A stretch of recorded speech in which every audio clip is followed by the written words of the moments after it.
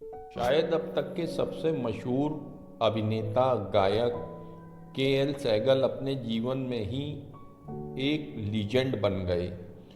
उन्हें आज भी उनके गीतों जैसे एक बंगला बनेगा न्यारा, घूम दिए मुस्तकिल, कर लीजिए चलकर मेरी, जब दिल ही टूट गया, बाबुल मोरा नेहर छूटो जाए, और कई ऐसे हैं गाने हैं जिनके लिए इन्हें याद किया जाता है।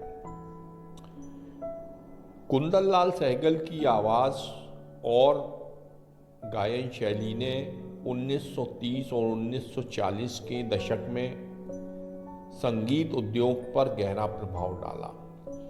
उस दौर के कई गायक बैरीटोन और सॉफ्ट टेनर के उनके अनूठे मिश्रण से प्रेरित थे, जिसने अच्छे गायन के लिए बेंचमार्क स्थापित किया।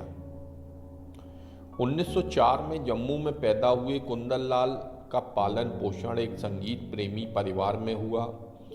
उनकी मां केसर देवी ने उनकी प्रतिभा को निखारा और वे अक्सर साथ मिलकर भजन गाती थीं।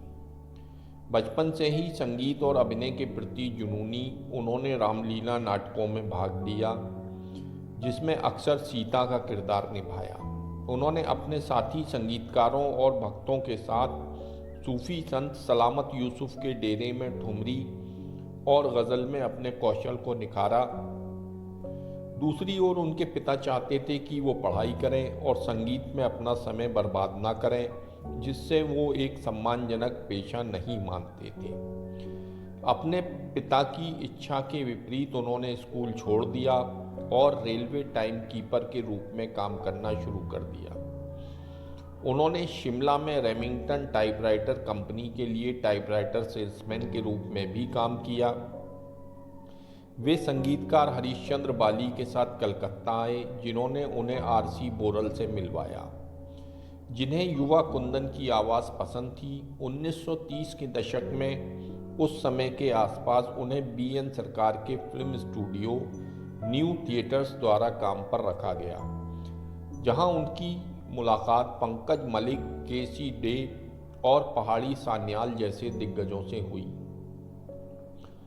ये वो समय था जब पंजाबी गीतों का उनका पहला रिकॉर्ड हरीशचंद्र बाली द्वारा रचित और इंडियन ग्रामोफोन कंपनी द्वारा रिलीज़ किया गया था। सहगल ने फिल्मों में अपनी शुरुआत साल 1932 की मोहब्बत के आंसू से की।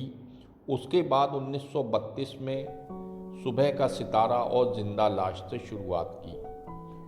उनकी पहली सफलता साल 1933 में यहूदी की लड़की और पूरन भगत से उन्हें मिली। पूरन भगत के गाने पूरे देश में धूम मचा देते हैं। इसके बाद आने वाली अन्य फिल्में जैसे साल 1934 की चंडीदास, साल 1934 की रूपलेखा, साल 1935 की कारवाने हयात। इससे पहले पी.सी. बरुआ ने उन्हें शरद चट्टोपाध्याय के उपन्यास पर आधारित साल 1935 की देवदास में कास्ट किया था। साल 1935 की फिल्म देवदास में उनके गाने बलम आए बसो मोरे मन में और दुख के अब दिन बीतत नाही तुरंत हिट हुए। सहगल ने साल 1937 में बंगाली फिल्म दीदी और प्रेसिडेंट जैसे लाखों दिलों को छू लेने वाले कालजयी क्लासिक देना जारी रखा। साल 1938 में ट्रेशर माटी और धरती माता, 1938 में साथी और स्ट्रीट सिंगर, जिसमें क्लासिकल बाबुल मोरा नेहर छूटो जाए शामिल है। साल 1939 में दुश्मन, जीवन मारन और साल 1940 में जिंदगी। दिसंबर 1941 में सहगल बॉम्बे चले गए और साल 1942 की फिल्म सूरदास और साल 1943 की तानसेन, साल 1944 में माई मिस्टर और भंवरा, साल 1945 में तदबीर, साल 1946 में शाहजहां, उमर खयाम और साल 1943 में परवाना जैसी फिल्में की। उनकी आखिरी फिल्म में सहगल की आवाज़ में 4 गाने थे। टूट गए सब सपने मेरे, मोहब्बत में कभी ऐसी भी हालात, जीने का ढंग सिखाए जा और कहीं उलझ न जाना। के.एल. सहगल के गीत उनकी अद्वितीय कलात्मकता को प्रदर्शित करते हुए सांस्कृतिक खजाना बने हुए हैं।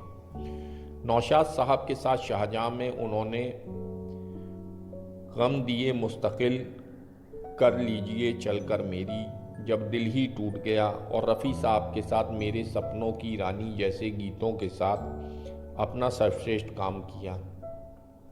गालिब, ज़ौक़ और सीमाब जैसे कवियों की गज़लों को उनकी प्रस्तुतियाँ आज भी क्लासिक मानी जाती हैं। शराब से जुड़ी जटिलताओं के कारण 18 जनवरी 1947 को महज 42 साल की उम्र में जालंधर में सहगल की मृत्यु हो गई। एक संक्षिप्त जीवन के बावजूद भारतीय संगीत पर सहगल का प्रभाव कायम है, जिसने उन्हें फिल्मों और प्लेबैक सिंगिंग के गोल्डन हिस्ट्री में एक अमर व्यक्ति बना दिया है।